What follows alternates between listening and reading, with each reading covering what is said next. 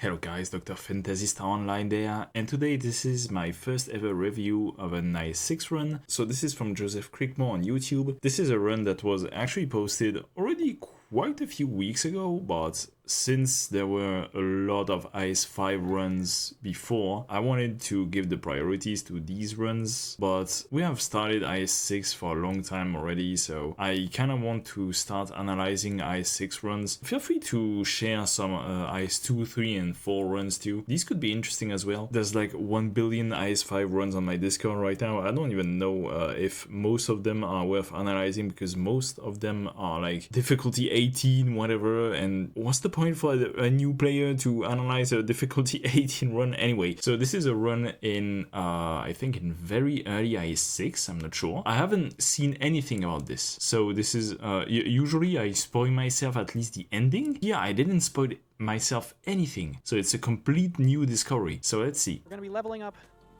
the one, the only Radiant. Yep, this is the best thing to do when you're starting out IS6. You want to level up Radiant ASAP, particularly if you're a new player. This is one of the best free 6-star you can get in the game.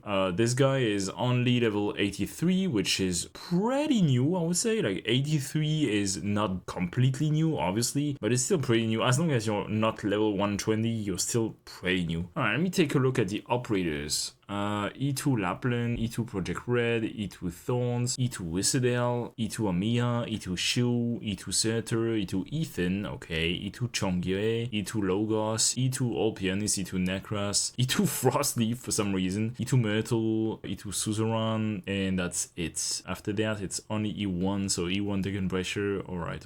A lot of pretty good operators, I would say. Like Lapland is pretty good in AS6, Ethan is Ethan. Logos is still very good. Necras is surprisingly pretty good, I would say, in IS6, at least in lower difficulty. Necras always has this issue in that she's pretty good in lower floor / lower difficulty and pretty useless in higher floor / higher difficulties. In IS6 is slightly different because there's a lot of items that can buffer summons, but other than that, yeah, she's not very good in higher floors and higher difficulties. But the other operators are fine, like Whistlerdale. I can see him succeeding with this one. Yes. Alright, so his Radiant is only E0 level 24, so very, very new. What's funny is I playtested with that first run, my first blind run through, using Scene. Scene in IS6, like, it's very funny because Scene was very much meta in IS1. IS6, yeah, I'm not sure. And Radiant's very similar to Scene in terms of being a summoner. Kinda, but at the same time, kinda not. Like, the main difference is that Radiant is able to attack aerial units with S3, and Scene isn't. Which is, by the way, the reason why she was very meta in IS1, because, well, there weren't a lot of aerial units, but in IS6, I feel like being able to target aerial units, particularly for the Remnant of Consciousness, is extremely important, because there's like, I don't know, like, it feels like half of the stages there's like one aerial unit or something. I can see a Virtuosa, even at E1, that's very interesting. Wait. His Scene is only Elite 0 level 30. Well, that's interesting. I have to prioritize balancing. Do I get units for IS, like leveling them up for IS purposes, or leveling them up for just normal playthrough gameplay? Makes sense. Usually a lot of units that are decent-ish in IS are absolutely not good in a regular game, and vice versa can also be the case. Like, it depends. For example, Angelina is not that great for regular plays, I would say, but with the IS module she's actually pretty good. There are operators that are very much meta in both, like for example Logos is very much meta in both. The way you level up Radiant is you play IS6. Yep. For the stuff that gets her skills leveled up. Yep, this is also, by the way, probably one of the reasons why I would actually now consider that if you're a new player, you should probably start with IS6. I know it sounds like a very weird advice and probably a very controversial one, but I can't stress how good it is to be able to get a Radiant at least to max level and promoted. Yes, I know you need to clear some Ascension levels, but honestly, if you get an Exousia Alto friend, it's really not that hard, honestly. My first objective is to get maybe Radiant to E1.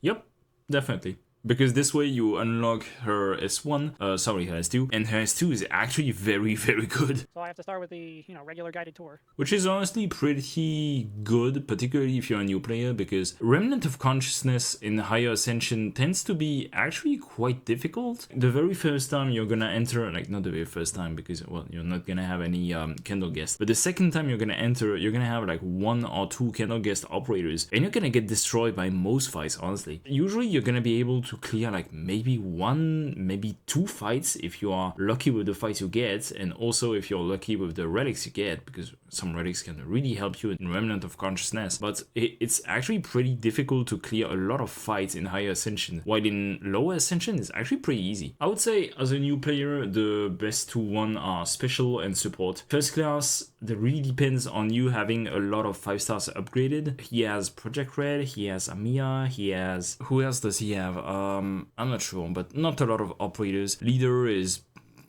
kind of whatever. Sure, getting back some HP allows you to spend more HP in the Remnant of Consciousness, but still really not that great. Special and Support are, in my opinion, by far the best one. Special is particularly good when you upgrade it, because you get E2 Radiant from the get-go, but even unupgraded is still okay. The 5 Rhode Island operators may not seem that much, but in lower difficulty, it's actually pretty good. The way I always play IS, because I played a ton of IS5. So the thing is, the experience with IS5 and the lamp is miles different from the IS6 one, or even any other IS. The anomaly there is IS5 and the lamp one, just to be clear.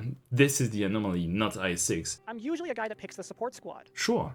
Because I like having all the ingots. Yeah, having a lot of ingots allows you to have a really great start. It's the same reason why Special is really good. You have 2 classes that give you a really powerful start, and then you're able to steamroll on basically the first 2 or maybe 3 floors, and hopefully you get enough firepower by clearing these, and you are able to clear floor 5 and 4 with those. Gain more ingots, shield, or a hot water kettle. As usual, I would say hot water kettle is still probably the best one, simply for the extra hope. On the other hand, 8 original ingots is quite a lot. The shield is kind of whatever. I can understand the 8 original ingots as basically a free relic. I would still get the hope though. I think I'm just gonna go with the ingots. Sure, that's an option. Alright, what does he want to start it's with? not my first time through, I could do random. You can, but do you want to? I would love to be using Radiant right now. I'm not sure that's the right play, honestly, because E0 level 24 Radiant is not gonna do much, honestly. I feel like he has much better built operators, most notably stuff like Thorns or this kind of stuff. I'm not sure if getting Radiant is a good idea. Let's see. Let's see what all the fuss is about. If he really wants Radiant, I assume overcoming a weakness is probably the best one, because you can also get Thorns. Yeah, probably. The thing is, she's not discounted yet, because he hasn't finished the thing about her. Yeah, no, he should probably give up on Radiant at this point. As long as she doesn't have the hope discounted, it's probably not that worth it, honestly. So the goal of my IS6 runs are just going to use Radiant. I'm all for using Radiant, but she needs to be at least a bit upgraded. E0 level 24 is really, like, it's nothing, honestly. See, that's 6 hope for Radiant, that is only E0 level 24, because she's not upgraded yet, so I would never do that. But let's be honest, I would never do that. I would go for Thorns there. With the spotter, I would look at a 4-star or a 3-star for sure. I know she can be better, but this is the whole point. You play the mode, at least you play this one to level her up. Yes, but you don't need to recruit her to level up, so no, I wouldn't do that, honestly. Now that's a really, really weak start, whatever the other units he decides to choose. I have no hope for a guard or a medic. So yep, that's the main issue. My pure stream is not as leveled up as others. It's okay. Even if she's a Yan operator, like, you can still get Perfumer. Probably better there. Perfumer also has some solid heal. Even outside the passive, it's not really the issue there. And then for my guard... Alright, who does he want as a guard? Holy shit, that's not a lot of upgraded guards. Like, only Doberman and Frostleaf. This is certainly one of the starts of all time. Yeah, this is definitely why I would have gone for Thorns. Like, this would have been much, much better. I would probably go Doberman, because Doberman with S1 at least has some damage. Yeah, Frostleaf also has the S1, but whenever you E2 her, you lose attack speed, and then the rotation gets all fucked up. Like, Silvergun has made an entire video about this. I'm not gonna explain it here. But yeah, I would go Doberman there. Okay, so it's probably the better idea. Or even Cutter, even if she has like 30 less levels. I would say it's either Doberman or Cutter. Yeah. Alright, E0 Radiant, Perfumer, and Frostleaf. This is one of the teams I have seen people starting with. I mean, among the teams, this is certainly one of them. Nah, I would have started with Thorns like 100% there. Holding on to vouchers allows you to have... Conserving vouchers is usually what you want to do unless in some very different circumstances. For example, if you want to recruit a 4-star, usually I would not conserve the voucher. If you have only one space left and you know you want a specific voucher and the Pathfinder is very far away and you started with a tactical squad, for example, maybe you don't want to conserve a voucher that is not the tactical squad. For example, if you're playing tactical destruction, you know you want a specialist voucher because you want to, I don't know, like E2 your Ella or something, and you get offered the medic voucher, then maybe you want to use the medic voucher right away if you only have one space left. So there are very specific cases where you don't want to conserve the voucher, but usually in the first 1 or 2 floors, it is very much advised to conserve 90% of the vouchers you're getting, particularly since floor 1 and floor 2 are usually pretty easy. Okay, combat, emergency, rogue, or combat wishful field rogue, or combat encounter rogue. Probably combat emergency. Like, even if his team sucks, even if his team is horrible, I would probably go for combat emergency. So probably go bottom, and if the emergency is very, very difficult, probably go wishful field. But yeah, I would say combat emergency. Okay, Wakamas is the top one, so it doesn't matter. What's the veteran? Yeah, this one. Interesting. Probably can do that, I would say. Yeah, I would say Frostleaf and Radiant can probably do that. Particularly Radiant with the summons, they can probably help tank the big guy, which is the only danger in this fight. Radiant, I can only use that skill. Frostleaf, I'm picking her second skill. Perfumer. Let's see how I do. So I would have done the complete opposite. I would have gone bottom and would have used Frostleaf S1 instead. Like S2 is very, very expensive and needs 50 SP. And in this stage there are lots of enemies coming, so you don't really have the time to charge your skill, and you would use the skill for what? For the big rats. You can tank the big rats with the Defender Reserve Operator anyway. So yeah, probably would have gone S1 Frostleaf, and actually probably would have gone to the bottom, but alright, let's see. With my own play time, I'm not exactly getting that good with IS. Probably mainly due to the start, because honestly, again, this start is very, very weak. You know your start is very weak when your best operator is E1 max level Frostleaf. That's definitely an issue there. Good spot for a Lord card. Probably could have been a bit more offensive there, deploying Frostleaf here, for example, to try and snipe the rats, but that's a detail. Because see, the main issue is that she wasn't able to hit anybody. Also, activating this dragon serves absolutely no purpose if he's located there, and you're probably gonna deploy your operators there facing right anyway, so they are not gonna be bothered by the talisman, so it doesn't matter really that much. Okay, I can... Here, the best other operators you can deploy are definitely the 2 range guys, so the sniper and the caster, and also the defender in order to defend from the rat. You can also use the summons for sure, but I feel like the defender is probably gonna have more stats. Yeah, definitely gonna have more stats. Not sure what's the point of Perfume in there. Like, you usually deploy medic when you know your operators are gonna get hit, and as you can see, like, literally nobody has gotten hit yet. So probably would have deployed either the caster or the sniper. Usually you would probably want to deploy both in a way that they don't target the statue guys. So something like the sniper here deployed left, and the caster here deployed right with this setup. Alright, the defender is fine. Sure, that also works, I guess. Preemptively kills some enemies. It's not bad. It's gonna take 1 billion years to kill the 2 rats, but alright. The Clav specialist. Does he have a 6-star specialist? I can't remember if I've seen one. I think I've seen Mizuki, but I don't think he has upgraded him. Red. Red is the only one that is at least upgraded up to E2, so that's the only E2 operator. Is Red here good? It's decent. It gives some damage, and he needs damage right now because, as you can see, this is a very, very defensive team. And being defensive is fine for like the first 2 or 3 floors, but first of all, it's really not that advised in the Remnant of Consciousness. And second of all, yes, being defensive is usually the strategy against E, but you still need damage eventually. Yeah, I think Red is a good option there. Ethan is also an option for sure. Like, yeah, it didn't even cross my mind, but it's just like Ethan, when I said before, he needs damage. He really doesn't have a lot of damage, and Ethan really doesn't deal that much damage, I would say. Keep the voucher. Sure. Serious business and counter emergency. IS. What does this do again?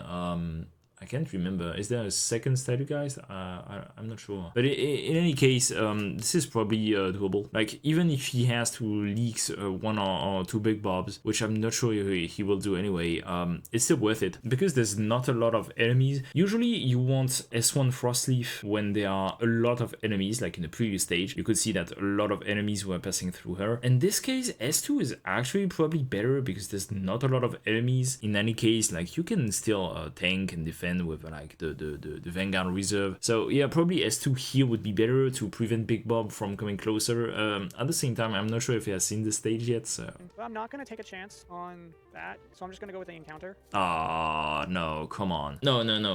You only have 4 hope. You don't have a lot of good damage dealer. You definitely want to do more fights in order to level up and gain more hope. Particularly when this stage, I mean, I don't know if he knows this, but this stage only has 18 enemies. So worst case, you lose like 2 HP, which is honestly a good trade-off for gaining more hope and gaining more vouchers. No, this would have been by far the best idea there. Particularly if the other option is only to get like 1 coin, which is really not ideal. Here, since this and this have been tossed and they turn into Diane Tongbao after, you can replace them. They are basically useless already. These 3 that have been tossed, they are already pretty much Diane Tongbao because their effects are already being used, so you can replace them. I think I'm gonna exchange this one. Nope. What you want to do is exchange these 3, because again, these 3 have been used, so they won't give you any other effect, and they will turn into Diane Tongbao. You can already consider them as Diane Tongbao. Again, Diane Tongbao is literally a Tongbao that says do nothing. Because it's not one that's been tossed. Yep, what have been tossed though are these 3. I don't think so, so I'm just gonna make the exchange. Bad idea. Rogue Trader. Let's see. Rusted Blade Training. Okay. Vanguard. Definitely not what he wants. And some HP in the fog machine. Really not that good. Promote a special. I don't have a specialist. Nope. What I would probably get there is the Vanguard, because even if it's only a Vanguard, he wants any operator that can help him at least a bit. And then he would be at 17 ingots. Probably simply invest, honestly. He can pick the fog machine, I guess. It can be useful in the Remnant of Consciousness, because slowing the enemies in the Remnant of Consciousness, since you're basically battling against time in these stages, is actually pretty good, I would say. But in this case, it's just a Vanguard voucher, fog machine, and invest. Usually when you're starting out in IS, you want to invest as fast as possible so you can unlock all the functionalities. I think I would purchase this just to conserve the voucher. Yep, I can exactly. only conserve 4 vouchers, but yeah, Yep. Go ahead. just to have it. But I will also go with the Vampire's Bed. Probably not a good idea.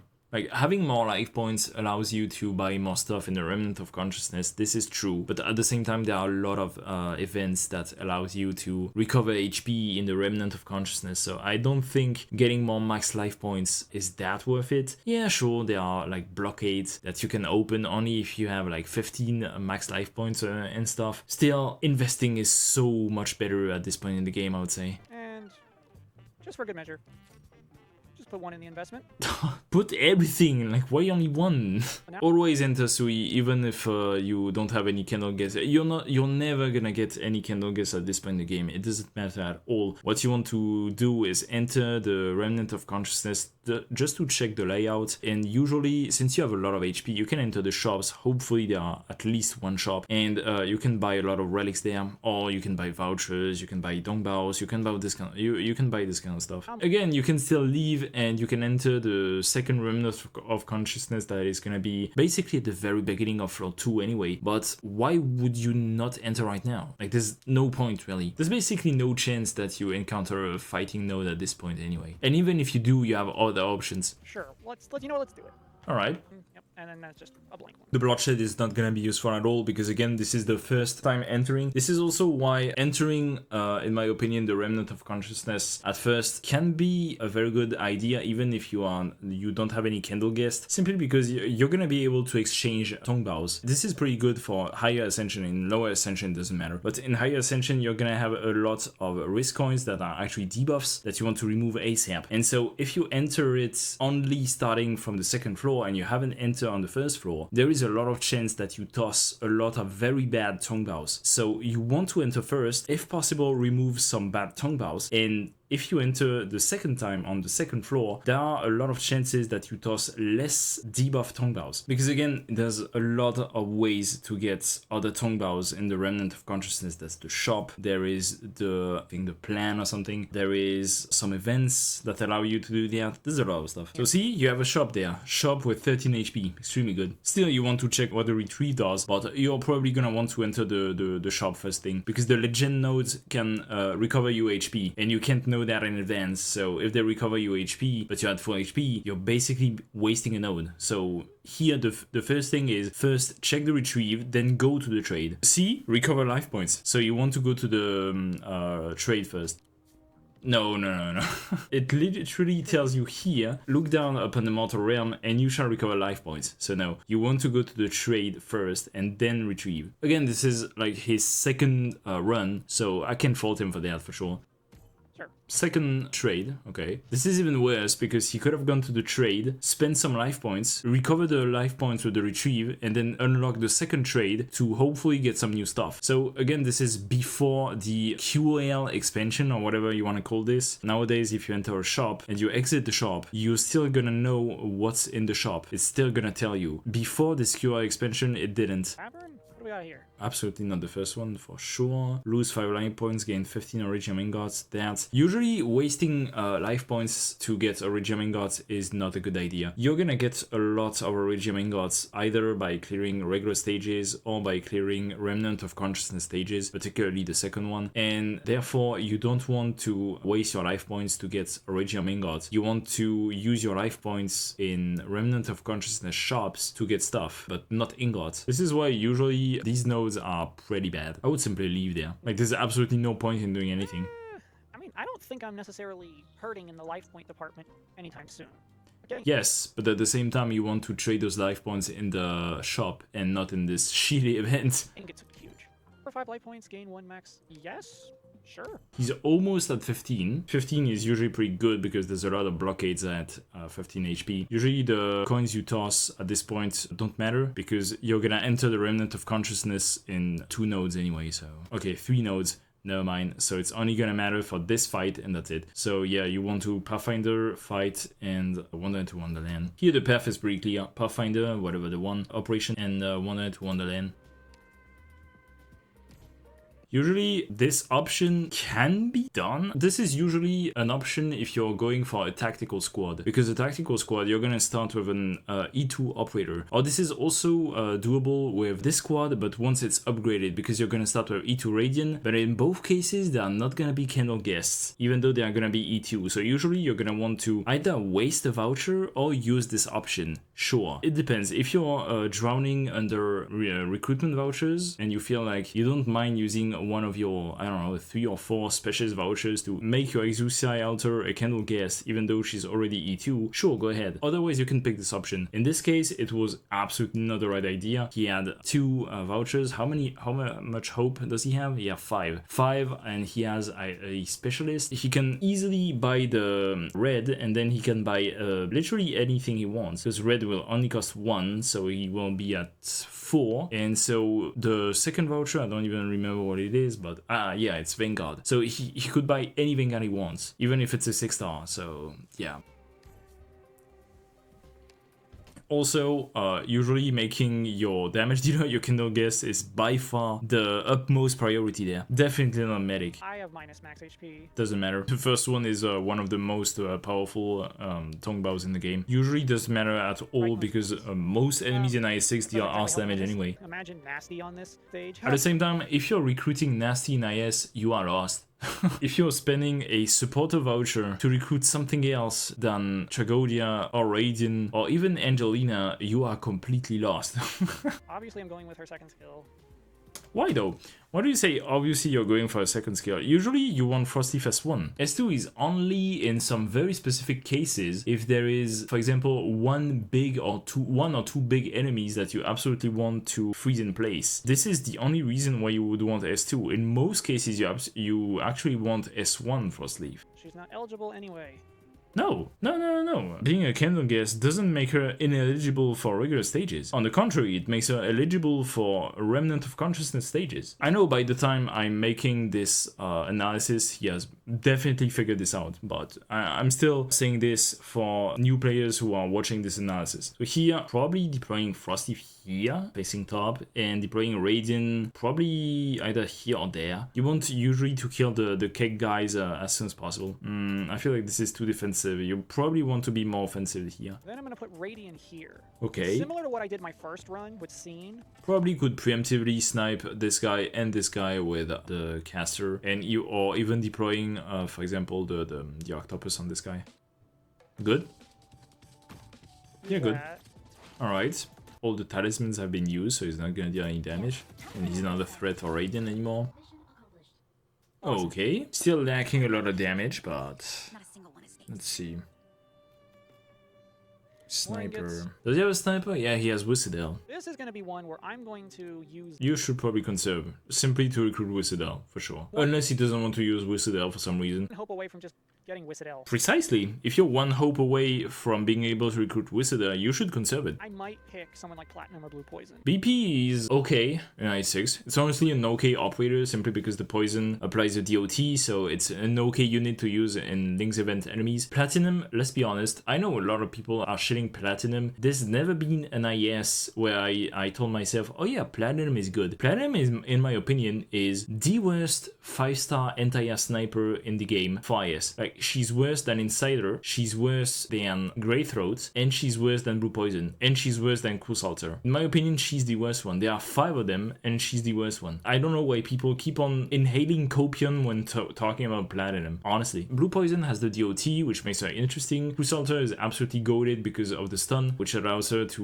deactivate hovering enemies, which is extremely useful in IS3. Greythroat has a pretty good offensive recovery skill, which actually makes her pretty good with that shadow. And Insider has the bullet synergy and also has an offensive recovery skill, so actually an okay option with that shadow as well. While Platinum takes so long to use, has basically no synergy whatsoever, and has actually anti-synergy in IS5 because Platinum doesn't want to attack for a long period of time. Everybody knows what happens in IS5. Not attacking in IS5 doesn't exist. Your operators are constantly attacking at Mach 5, so yeah. And I think I'm gonna go with Platinum. I have an encounter, or I have these stages. Look out above, or Guardian of Justice. Definitely want the wonder there. Like, it's not even a debate. Even if you don't do the fights, you have 14 HP, you can spend basically everything in the shops to buy like 1 gajillion relics, or you could even buy some vouchers in order to spend them next Pathfinder, this kind of stuff. So far, Radiant's been doing pretty good. Defender there because you'll get a defense. Doesn't really matter that much. If you had placed Frostleaf here instead, she would have been able to attack this guy from the get-go, so you probably don't need a defender there. Oh, I could technically put Frostleaf. Oh. Yes, absolutely. Like this. Okay. Yeah, but she's not E2, so she doesn't have the range to attack this guy. If she was E2, sure, but it's not the case. It's pretty funny how he keeps on deploying Perfumer. She has been useful in 1 stage so far. Probably wouldn't want to summon one of Radiant's summon in order to help capturing the Gramophone, at least prevent it from getting captured. Because the Gramophone getting captured can very quickly be an issue. One of the numerous stages where Radiant is an absolute goat because you can deploy her summon and simply let them capture the Gramophone while dealing damage, while blocking. Absolutely insane. And Gramophone is captured, which is not good. At least Perfume is healing, so it's not that bad, but the thing is, the Gramophone is gonna heal the Shaman, so yeah, bit annoying. Can I get it back? You can, but you should have prevented it from getting captured in the first place, but it should be alright. You're just gonna take like 1 billion years to get it back and kill the Shaman. Yeah, it's a shame because it's usually a very easy stage. If we are going from the start again, what you want to do here, since both of these guys are basically defending the Gramophone, what you want to do is at least making sure that these guys that spawn here are not gonna capture it. In order to do that, it's actually pretty easy with this setup. You simply deploy Platinum here, facing left. You wait for her skill to activate, and then you simply protect Platinum by deploying, for example, Radiant Summon or the Vanguard and redeploying it for the defender, whatever, it doesn't matter, as long as you deploy someone in the range of these guys, that you're making sure that Platinum is not going to attack. And in the meantime, you deploy Frosty here, you kill this guy, you also deploy someone to help kill this guy, for example, yeah, the caster and Radiant. Usually something like Radiant here deployed left, the caster here deployed bottom or something, and then you simply deploy a summon here, you deploy, as I said, a summon there, whatever, to bait the attack from this guy, and having Platinum deployed there on the left is gonna be enough. There's a much easier way to do that. Once your Radiant is at least E1, you simply, for example, deploy Radiant here, you deploy your summon, like one summon here, and you're done. You're basically done. Is there no way to like get that back? Yes, there is, but it takes a long time, and you don't want to get it stolen in the first place. That's why you want to deploy operators near the gramophones to protect it, and also kill the shamans that steal the gramophones as soon as possible. I hate Screeching Blowgun because it can fuck you up a lot. But alright. Think of Vanilla, probably. Since he lacks damage, I would say probably Vanilla is better.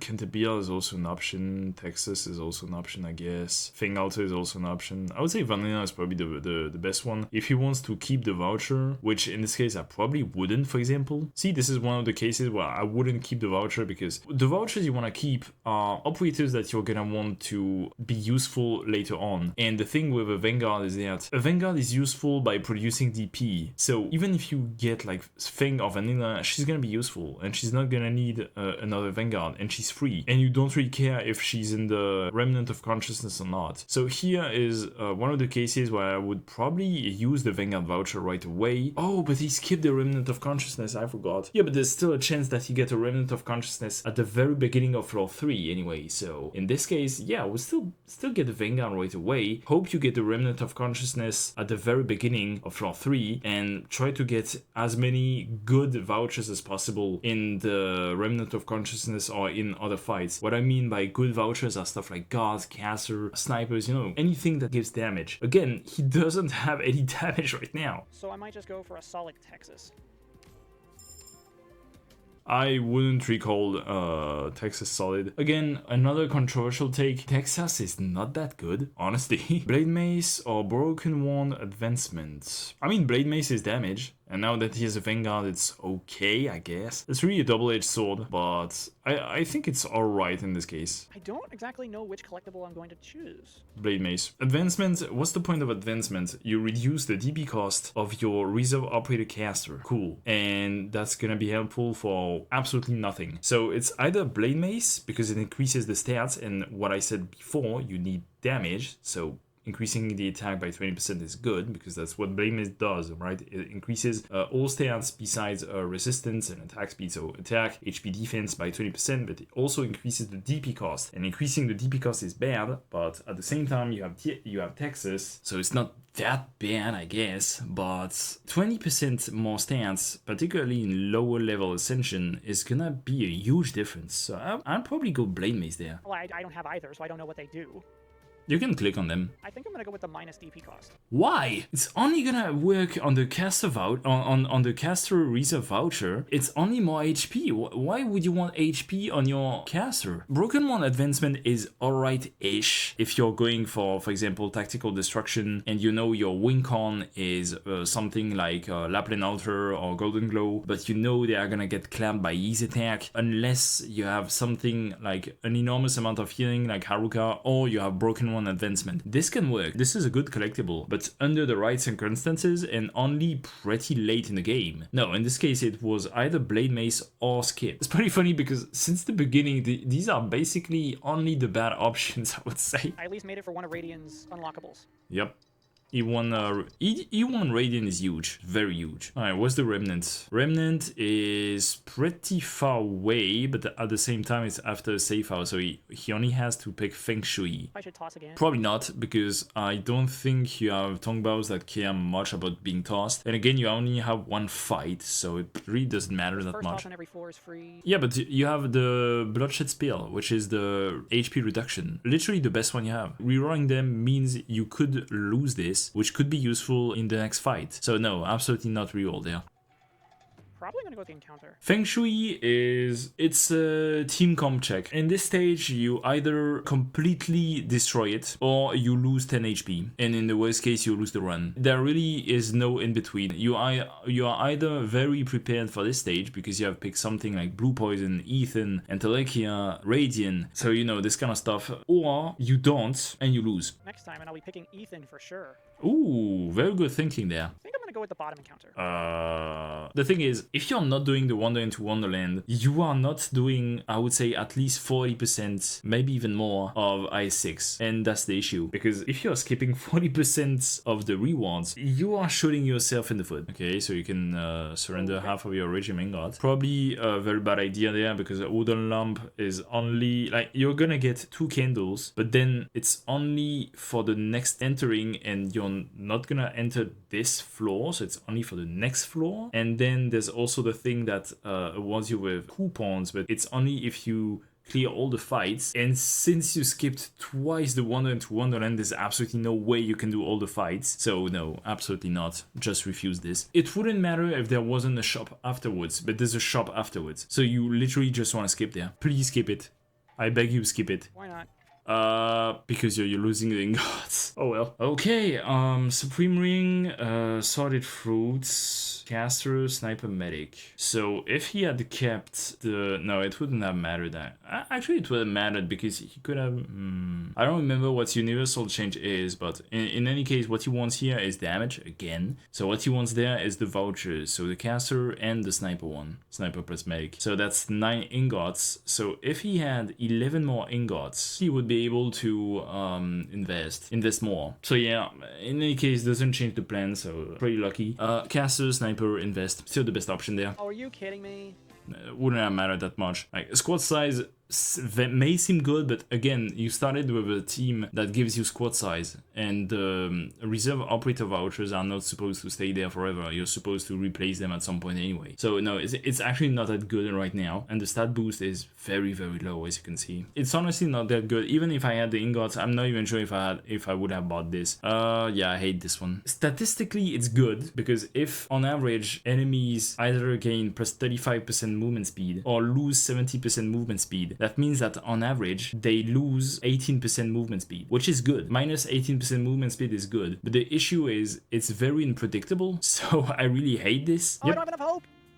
Doesn't matter. Just conserve the vouchers. I don't have enough hope. Doesn't matter, conserve the vouchers. No. I think he forgot I can conserve the vouchers. No, I don't think I have enough. Conserve them. It's okay. Like, Supreme Ring is okay, but you're already at the middle of floor 3, yeah. On average, I think he's gonna get more ingots, but compared to the value of a caster and a sniper voucher right now, nah, fam. Definitely not. Even if he had more ingots, I would have still gotten this and skipped the Supreme Ring. Are you even gonna be worth it? No. Okay, fine. Looks like I have to get the caster voucher.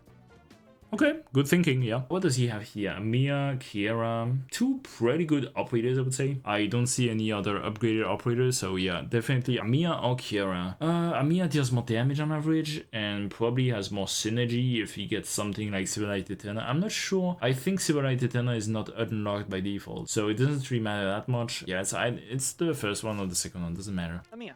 Sure. So at least my Amiya is solid. Definitely would have gotten the sniper one. Again, you can conserve the sniper voucher, and also I'm not sure about getting Kiera right away. How many fights are there? I'm not sure, but the boss is gonna pretty much ensure that he levels up to level 4, right? So he's gonna get more hope, and he's gonna be able to use the sniper voucher he could have gotten to get Whistle later. So yeah, I think getting Kiera there was fine, but he should have definitely bought the sniper voucher, that's for sure. Any help that can help him right now, like, there's a lot of things he still needs, particularly damage again.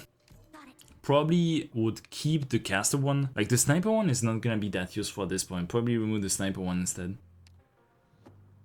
OA3 again is pretty much a team comp check. If you have some operators that can deal range damage and that can stay away from the flamethrowers, you're fine. If you don't, you're not fine, which is again one of the reasons why Radiant is really good. S2 Radiant, also S3 Radiant doesn't really matter that much. They both obliterate the stage. What would be the strategy there with his current team? I would say it's probably Frosty here, facing left. How to deal with the dogs and stuff. Deploy Texas? No, because the fireballs is gonna attack her. Probably Platinum, right? Yeah. Deploy Platinum, something like here or here. Doesn't matter. Platinum here facing left. Frostleaf here facing left. Sure. Yeah, sure. Go ahead.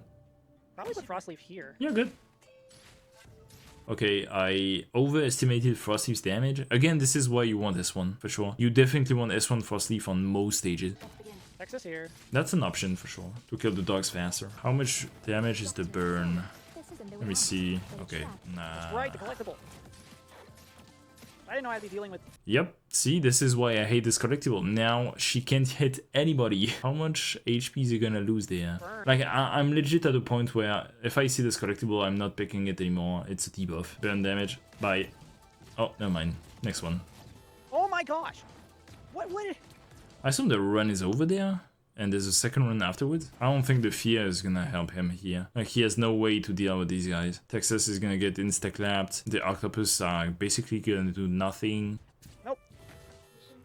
Alright, so what he lacked the most there was damage. I kept on saying this from the very beginning. And there were a lot of ways to get damage, and he actually skipped them all, basically. Skipped the emergency at the beginning, skipped basically all ways to get into Wonderland, which would allow him to spend his life points to get more vouchers. Skipped basically all ways to get vouchers, and then also skipped the ways to use the vouchers to get more operators. At some point he had the opportunity, for example, to conserve a voucher, a specialist voucher, and then use it to get Project Red. He decided to make the medic reserve operator candle guess instead, which was okay. So yeah, for example, Project Red here would have been awesome. Like, you could deploy Project Red to deal some damage to the flamethrowers. Very good. And yeah, overall, skipping most vouchers, skipping the ways to E2 the operators, very unfortunate. Well, let's see the second run now. Also, the choices in collectibles. Definitely, this was not ideal. Blade Mace would have been much better there. And also starting with Radiant, like Frostleaf Radiant Perfumer, like, are you kidding me? I want to see the second second start. There's a lot of starts here that are pretty fine, like Thorns. I know a lot of people will say they disagree with the start Thorns, because Thorns is one of these units that absolutely wants his E2 in order to use his S3. That's absolutely true, but at the same time, remember, this is difficulty level 0. Also, he's using the Delta module. That's very interesting. I assume in low level IS, this is probably very great, because enemies have very low HP, so flat damage like this is pretty good. Starting Lapland is also pretty good. Starting Wisada is pretty good. Starting Logos is probably pretty good. Starting Chongyue could be interesting. Starting Necras is actually very good. I have started with Necras lately. I've started experimenting with a lot of stuff like Necras, Entelekia. In my opinion, an Entelekia start is actually extremely powerful, and Necras is very similar to this actually. The main issue is Necras actually struggles a bit in the Remnant of Consciousness, because she can basically do nothing, but in the regular stages she's actually pretty great. And Jolie is not banned. The main issue is that in the Remnant of Consciousness there's a lot of stages that you won't be able to do anything to, but sure. I can't even get it higher? No, you need to clear the first boss to do that. Well, I'm just gonna play this version. Alright, sure. Operate. Starting with training lightning rods, so you get to use your S3 even more often. Has access to a lot of more starting squads. This is the kind of thing I would do support squad. Sure. Guard and caster. Guard and caster. Oh my. I could immediately just upgrade Zole. Sure. Why not? And then caster, maybe click. That's an option. Like, the argument to pick a 4-star would be that you don't spend hope, so when you level up, you're gonna be at 9, and 9 is enough to actually recruit 2 6-stars, but that's only in the events that he gets 2 vouchers of operators that he can recruit a 6-star of. For example, I don't think he has a 6-star medic. I don't think he has an interesting 6-star Vanguard. I saw Psylocke, I saw Vigil. Probably not what he wants to recruit. There's also supporter, so yeah, not really. I think Amiya or Kiara would have been fine there. It's a very strong starting relic, because any skill that has a low cooldown will work very well with this. So that's the case with Jolie, but there's also a lot of other options. Remnant Spring is alright-ish, but I tend to never be able to freeze enemies with this. Like, it's so hard. You need to kill 2 enemies in less than 6 seconds, and they need to be clumped together, and for it to have value, you also need to have other enemies next to it, so it's so hard. Conserving the Vanguard, nice. I'm gonna forget it. Usually I don't like the freezing, but it's fine. Trader. Alright, what is there here? Yanni's dictionary is completely useless for him. Content Megamus, voucher, caster voucher, iron guard training, useless. Very bad shop, but usually as long as you haven't upgraded the shops tend to be very bad. Necras, huh. That's interesting. I mean, I guess it's a collectible. And it's worth getting collectibles.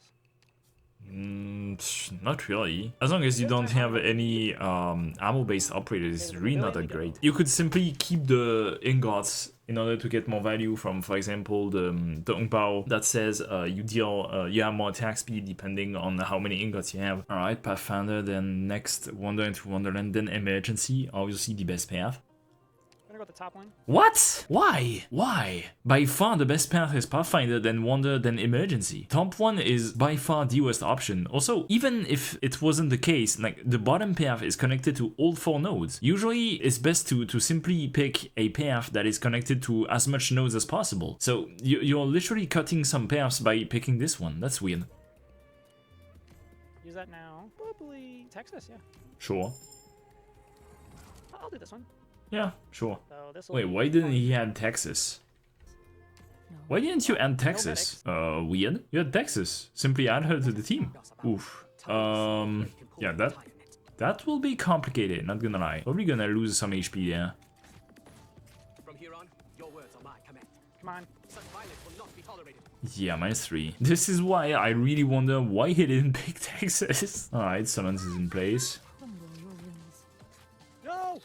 Yep, the boss require at least 2 blocks. I hate that I have to like prioritize building for just story stuff, or just gameplay, or IS. I can never balance it well. Just build Ethan, this way you build for IS and story. I'm gonna do a support squad this time. Probably just gonna go with the kettle this time. Yep, we'll probably go for the hope in most cases, I would say. This time I'm gonna go back with this lineup. Alright, this time recruit a better team, please.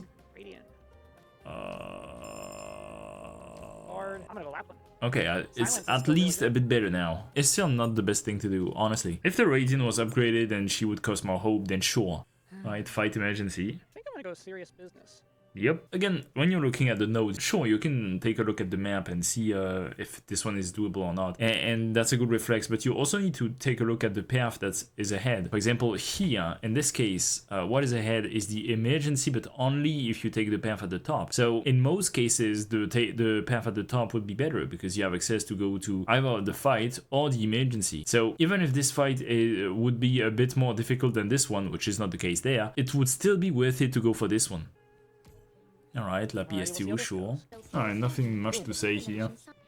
Sniper, alright. Temporary recruitment, eh? Here the free Storm Eye is an option for sure, but if you want to go for the free Storm Eye, then that means you're gonna use a voucher, so in order to get more value from the Pathfinder, you want to make sure then after this fight, you're getting as many vouchers as possible. There are still, like, I think 1 fight, so you're gonna get 1 voucher, and then that means that in the Remnant of Consciousness, you're gonna make sure that you get 3 vouchers somehow or another. So you're gonna want more shops, and you can also get a voucher in the shop at the end of the floor, and yeah, that's what you want to do. So this is possible, but then you need to very much focus on the vouchers. Yeah, I'll take it. Sure. Oh dear. I think I'm just gonna go to market. Okay, but why not the Emergency though? He can 100% do the Emergency. It's not even a debate. He can obviously do the Emergency, particularly with the Storm Eye. So yeah, very weird. Lapland could be here, but it could also, she could be here going up.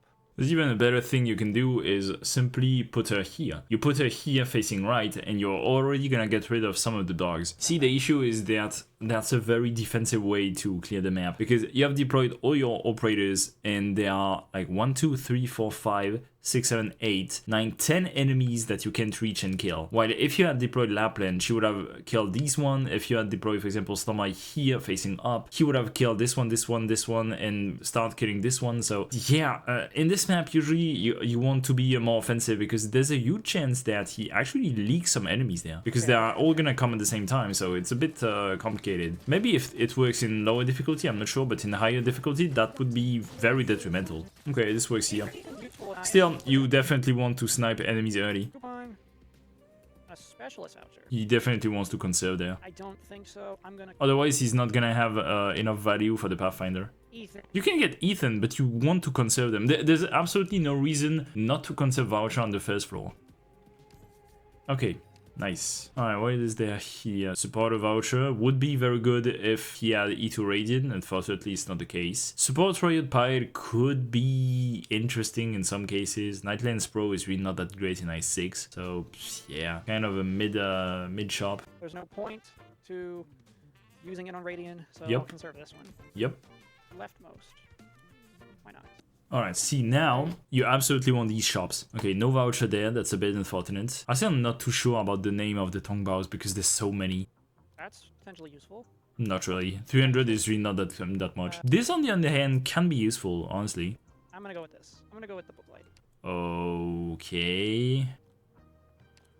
Okay, this one is I pretty don't know if good. I want to risk more of my life points, especially for 3 fog machines. It's always worth it.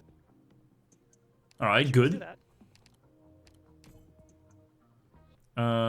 Sniper, okay, so he wants to conserve it, for sure. Yep. And then he wants a last I one. finally do one of these turmoil maps. I would go for the left shop there. Absolutely. Retrieve. This is Original Gods, it's useless. So see, now the thing is, he's gonna enter the Pathfinder and he only conserves 3 out of 4 vouchers. So he's basically losing the value of one voucher, of one conservation? Anyway, let me see the pathing. Yeah, top 1 to go to Wonderland, yes, for sure. Go this way. No, he got... oh, this pathing is gonna be the death of me. Alright, Sniper to E to the Storm Eye, Specialist to get Ethan, Supporter to get... I don't know. Ethan. Yep.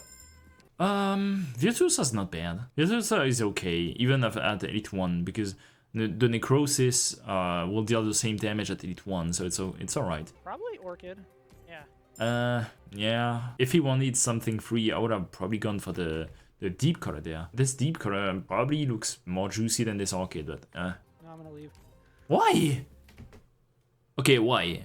Like, I really need to understand why. The only reason to keep the vouchers is to use them at Pathfinders. I'm sure he has figured it out since the time he posted this video. But yeah, that's the only reason why you would keep these. Lost and found. Probably the kettle, since it's useless. Nah. What? Why? Again, exchanging the kettle is literally free because the kettle only gives you life point and hope once you get it. But you will not lose the HP and the hope you have gotten from obtaining the kettle if you exchange it. It's the same thing as any other item that say give you life point, give you hope, give you original ingots. Once you get these relics basically become useless and you can exchange them at Lost and Found, absolutely. Wait, I can. The wall moved right before your eyes. Wait, Nah, you're exaggerating. Definitely. Wait, I can bring them too? Huh? Yes, of course. Well, I guess we'll see how this goes. Oh, you didn't change Ethan's skill. Probably not a good idea. Like, you definitely want S2 Ethan in this case. The only stages where you want S1 are the stages where there are Ling Event enemies. No, not Radiant yet. Radiant first can absolutely work because her summons can tank with S1. First, I'm gonna close you up, actually. Ooh, no, that's really not a good idea because you have literally no DP and enemies are gonna come. Yep. No. Expected. Oh, he decided to trigger them all at the same time. With literally no DP to deploy a summon. Okay. How is this gonna go? Probably badly? Okay, never mind. Also, Ethan is slowly dying. Where am I go? Rip. How can you do Alright, that? Rainbow, cast a voucher. Probably conserve. There's no reason to recruit a unit there. I think he has enough damage. What the fuck? Why? That's such a non-choice. Like, he has no Vanguard, his team costs a lot to deploy, and he decides to pick Gitano, which is one of the highest cost casters. That's very weird. Oddly enough, I think the second one is pretty good, because again, his team is very expensive, and their SP costs are actually quite expensive too, so I think it's alright. No. Because I at least have a supporter in the squad. Yeah, but like the supporter you want to deploy is Radiant, who is already pretty free in the first in the first place. So yeah, again, kind of weird decision there. Alright, so since he basically has no useful candle guess, what he wants are the legend nodes there, or the retrieve nodes. All of them can be used normally, but only the ones that are lit. Yep. Well, I'm gonna actually go for Ethan's S2 then. We'll see how this goes. Very badly. Also, when you're a new player, a nice little tech is to check the enemies there. I'm not sure if they appear when it's the first time you're doing the map, but once you have seen it once, you know what version of the map it's gonna be if you simply check on the enemy infos. Oh, he absolutely can do this. We need to. Yep, legend, good. The worst one by far. Literally never picked the first option. I chose the first option the first 2 times, and it gave me a gravity-defying machine the first 2 times. So I decided, nope, never again. Return to your roots with no E2 Radiant is painful. I mean, E1. Not sure if this can work. If he deploys Radiant and then immediately after a summon, then maybe, I guess? Yep, this is why you literally never deploy a unit near these trees. And another one got triggered. Oh, this is so over. Nope. Alright, and that's the end of his last run in this video. So there's a lot to unpack there. Obviously, one of the main issues is that this was his first IS6 runs. Obviously, he doesn't know the mechanics, he doesn't know about the remnant of consciousness mechanics and stuff, so I can't really fault him for that. What I can fault him for are many other things, though. A lot of the paths, even if we exclude Pathfinders and remnant of consciousness, were very weird, because usually you want to snipe for fights, emergencies, this kind of stuff, and there are a lot of times where I decided to, for example, not pick an emergency, even though he could. So usually you want to snipe for emergency. Emergencies in IS6 are very difficult, most notably on floor, I would say 5, maybe a bit of floor 4 as well, but if you're only on floor 1, 2 and 3, particularly 1 and 2, you absolutely want the emergencies. Like, they are basically free compared to the normal version. So another thing is, what the fuck are these starts? Like, why Frostleaf? Why E0 Radiant? Yeah, these are all weird starts. The best starts you could have done were like Wizardtail, Thorns, but definitely not E0 Radiant. Like, no, I don't think you want to use Radiant as long as she's not at least E1, because as you could see, that cost him 6 hope every time, only to get something that only has a 1 skill, so yeah, really not ideal. Of course, I can fault him for the bad decisions about some vouchers too, between conserving or not conserving. That's something you learn after playing the game enough, so really can't say anything about this. There were also some weird decisions, most notably in shops. For example, that time he decided to pick a relic that upgrades ammo-based operators, even though he doesn't have any single ammo-based operator, so yeah, kind of weird. Some choices of skills I feel were also pretty poor. Like, for example, in a lot of cases you actually want Frostleaf S1, I feel. S2 is only in some very specific cases where it can actually work, but in most cases you actually want S1, unless you're using her for very advanced stuff, like for example as a pseudo Chaobai for IS5 ending 4 or something. Also a lot of little mistakes here and there, like for example, why not exchanging the kettle in the Lost and Found? Like, this was literally free, there was no reason not to do it. So yeah, I would say simply pick better operators, because you have them, you have the better operators. Learn some of the maps and obviously the mechanics. Choose a better pathing, something that will award you with more stuff. Choose some better relics, better tongue bows, better operators and better skills too, this is very important, and you're probably gonna be fine for the future runs. So this was it for this little analysis, guys. If you like this video, feel free to like and subscribe, and see you in the next one.